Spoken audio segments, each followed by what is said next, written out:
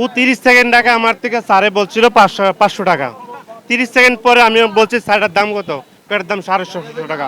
তো 30 সেকেন্ডের পর এটা রেট বেড়ে গেল আবার। স্যার এটা একটু কি করবেন, এটা আপনারা একটু যাচাই করে দেখেন।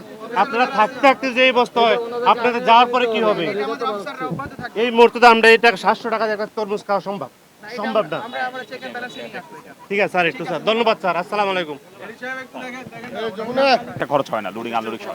শোনেন, আপনি ব্যবসা করেন, আমরাও এটা মনিটরিং করি, আমাদের আছে। আপনি এগুলো নিয়ে আসেন কোথায়? চাঁদপুর থেকে? আমি তো জানি কোথা থেকে নিয়ে আসেন। এটা তো আজকে একদিন আমাদের অভিজ্ঞতা না। একটার পিছনে সর্বোচ্চ লোডিং আনলোডিং আপনার 10 টাকা খরচ প্রতি পিসে, তাহলে আপনার 410 টাকা। এটা আপনার যৌক্তিক একটা প্রাইসিং করেন যাতে আপনি টিকে থাকতে পারেন, ভোক্তা খেতে পারেন, ন্যায্য দাম রাখেন। এখন এটা কত রাখবে সেটা বলেন। আরে আপনাকে সবকিছু মিলে দিতে বললাম, আপনি কয়শো পিস নিয়ে আসছেন, তাহলে আমাকে চালানটা দেখান, গাড়ি ভাড়া চালানটা দেখান, গাড়ি ভাড়া চালানটা দেখান। হ্যাঁ, আপনি লিখে আনবেন। এই আমি আপনাকে তাহলে চালানটা কি জন্য আমাকে বলেন। বলেন আপনি তাহলে 3টা ক্যাটাগরি করেন, একটা সবচেয়ে বড়, মিডিয়াম এবং ছোট। আমি আপনাকে বলি, কিন্তু একটা তরমুজ কখনোই তো 400 টাকা তবে 700 টাকা হতে পারে না।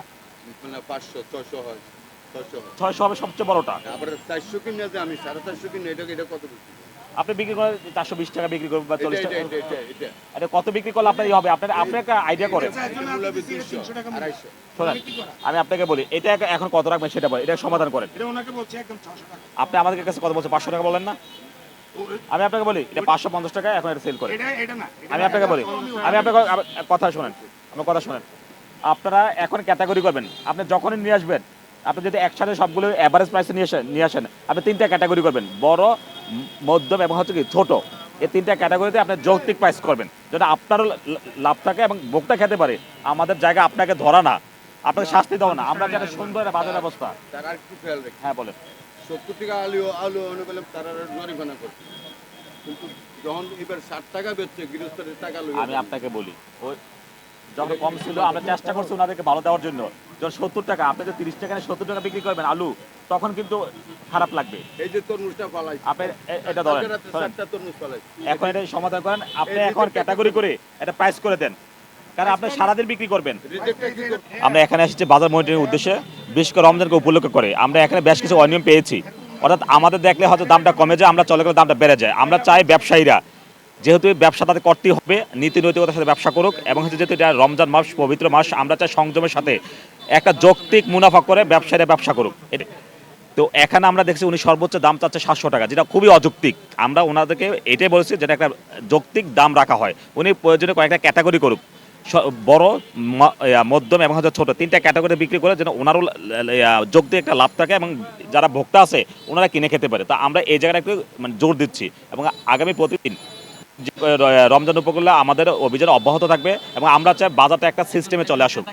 হ্যাঁ, একজন ক্রেতাকে বেশি চাওয়া হচ্ছে, আমরা এখানে এসে ওনাকে একটা প্রতিকারের ব্যবস্থা করছি। অর্থাৎ যেখানে অযৌক্তিক দাম চাওয়া হচ্ছে, আমরা এটা এনে এখন 550 টাকা বিক্রি করছি, সর্বোচ্চ মানে বড় সাইজটা তরমুজটা। তো আমরা চাই ওনাদের নৈতিকতা এবং ব্যবসায়ী ভোক্তাদের সাথে ওনার একটা ভালো সম্পর্ক থাকুক। আমরা এটা চাই। আমরা চাই মানুষ নির্বিঘ্নে এখানে এসে যৌক্তিক দামে কিনে নিবে। আমরা কখনো চাই না একটা ব্যবসায়ী লস করে বিক্রি করুক।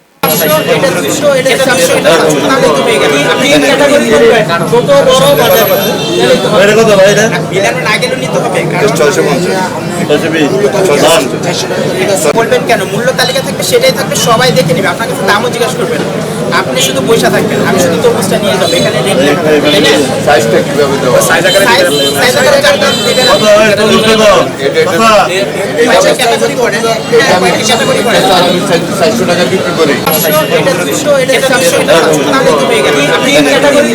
ছোট বড়